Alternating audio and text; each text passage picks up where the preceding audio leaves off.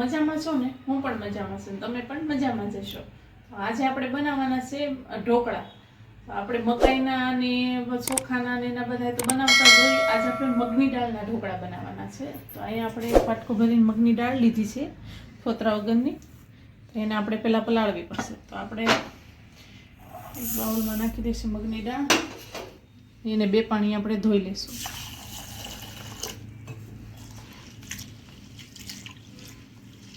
આવી રીતે ધોઈ નાખવાની 2 પાણીએ.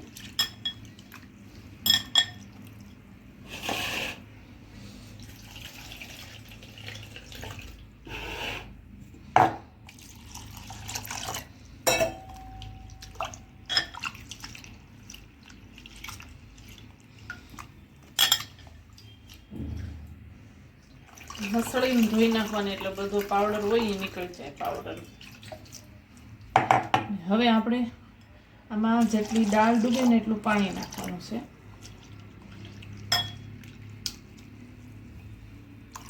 1 ગ્લાસ પાણી નાખ્યું છે. આને આપણે 2 થી 3 કલાક સુધી પલળવા દેવાનું છે.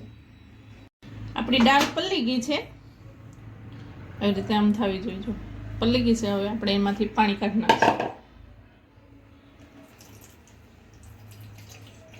એનું બધું પાણી કાઢી લેવાનું છે. પાણી આપણે કાઢી લીધું છે ને જે વાટકીથી આપણે દાળ લીધી ને એ જ વાટકી ભરીને આપણે સૂજી નાખવાની છે. ઝીણી સૂજી છે નાખી દીધી. ને આપણે એનાથી નાની વાટકી એક પૌવા લેવાના છે, ચોખાના પૌવા. એને આવી રીતે આમ નેપકિન પાથરવાનું, આવી રીતે એને લૂસી લેવાના છે. આવી રીતે આમ લૂસી લેવાના છે. એટલે શું છે, આમાં જે પણ પાવડર હોય ને, પાવડરનો ભાગ એ બધો આમાં નીકળી જાય.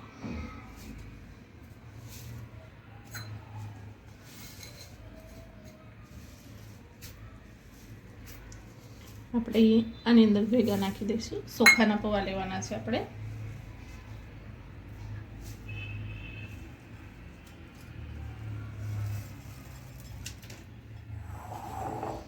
ને એક જે વાટકીથી દાળ લીધી, જે વાટકીથી સૂજી લીધી, એ જ વાટકી ભરીને એક દહીં, ખાટું દહીં લેવાનું છે, એ નાખી દઈશું. બધું આપણે મિક્સ કરી દેવાનું છે.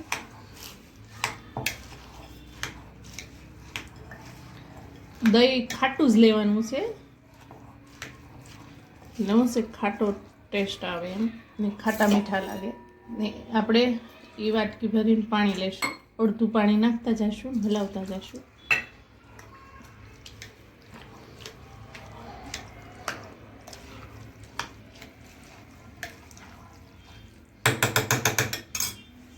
આમ બીજી વાર પાણી નાખીશું.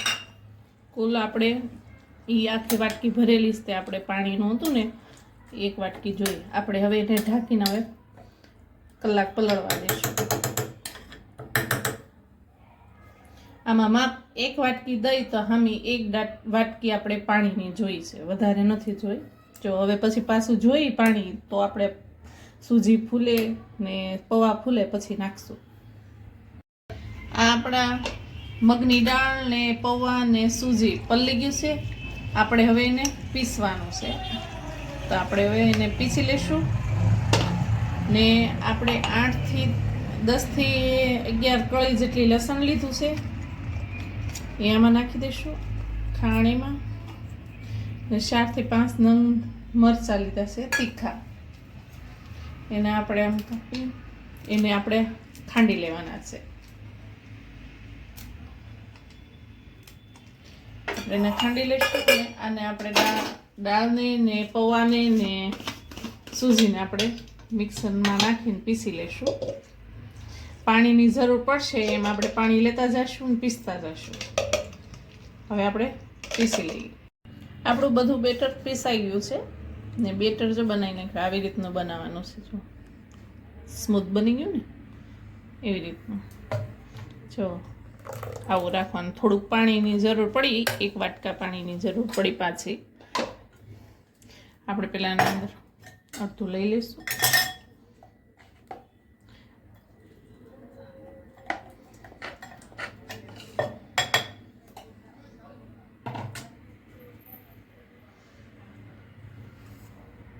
આપણે લસણની ને મરચાંની જે પેસ્ટ બનાવી હતી એ થોડીક નાખશું અડધી.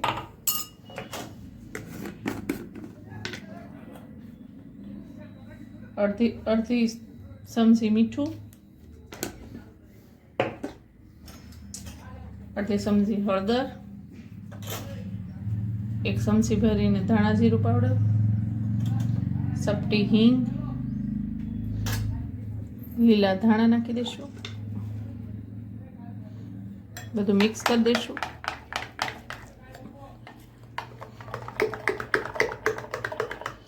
ને આપણે ઢોકળિયું પણ મૂકી દીધું છે. ને આમાં આપણે થોડુંક તેલ નાખવાનું છે, એનાથી સોફ્ટ બનશે. સિંગ તેલ છે 1 ચમચી જેટલું. ને આપણે આ થાળીને ગ્રીસ કરી લઈશું તેલથી. બહુ વધારે પડતું નથી નાખવાનું તેલ, થાળીમાં છે ને એવું ફૂલે નહીં ઢોકળા. આપણે વધારે પડતું નાખીએ ને તો તેલ તો ઢોકળા ફૂલે નહીં બહુ, એટલે ઓછું જ તેલ લગાવવાનું. તેલ મિક્સ કરી દઈશું.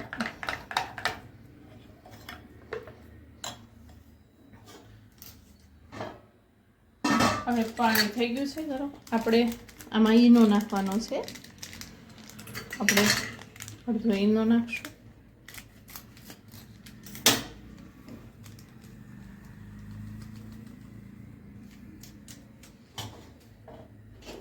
ને એની ઉપર આપણે અડધું લીંબુ નીસવાનું છે.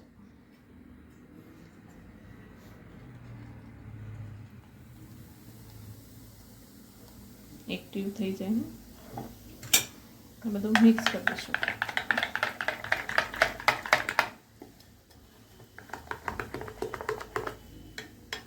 બધું મિક્સ થઈ જાય પછી થાળીમાં નાખવાનું છે.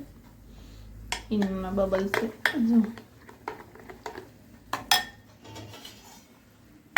હવે આપણે જે ગ્રીસ કરેલી થાળી છે ને એની અંદર નાખી દઈશું. અને ઉપરથી થોડુંક લાલ મરચું ભભરાવી દઈશું. થોડાક લીલા ધાણા. પાણી થઈ ગયું છે. આપણે મૂકી દઈશું. આપણે ગ્રીસ કરેલી જે થાળી છે ને એ મૂકી દઈશું આપણે.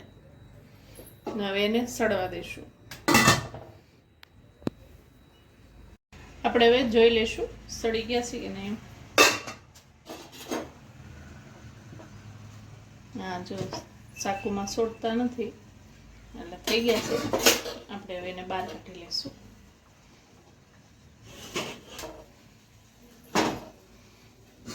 બસ ઢાંકી દઈશું. હવે એની ઉપર આપણે ફૂલીને કેવા મસ્ત થયા છે. એની ઉપર આપણે સિંગ તેલ નાખી દઈશું થોડું, એટલે કે આપણા ઢોકળા છે એ કોરા ન પડે.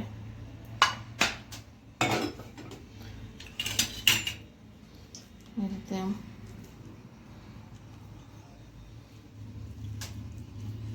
ચાલો મસ્ત. હવે આને આપણે થોડીક વાર ઠરવા દઈશું, પછી કાપા પાડશું. થોડીક વાર ઠરવા દઈશું પછી કાપા પાડશું. આપણા ઢોકળા ઠંડા થઈ ગયા છે. આપણે હવે કાપા પાડી દઈશું.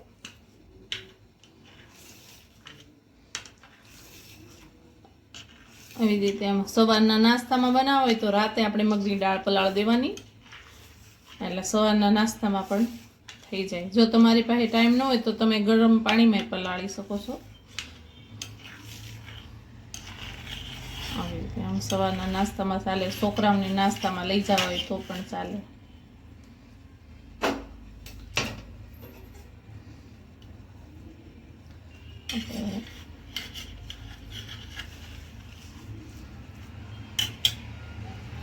જો કેવા મસ્ત થયા છે,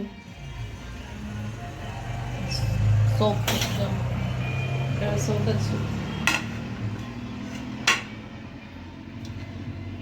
તમને જો મારી રેસીપી સારી લાગી હોય તો લાઈક કરજો, શેર કરજો, ને જે ઢોકળાના શોખીન હોય એને તમે શેર કરજો, એટલે એ પણ ઘરે બનાવે અલગ અલગ પ્રકારના.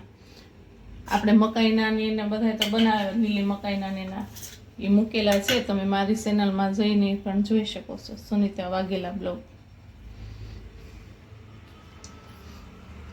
ને આપણે જે આ લાલ મરચાંની ચટણી બનાવી છે ને એ આમની સાથે ખાશું આપણે, બહુ મસ્ત લાગે છે. એમ મારા ચેનલમાં છે, તમે જઈને જોઈ શકો ને બનાવી શકો છો તમારા ઘરે.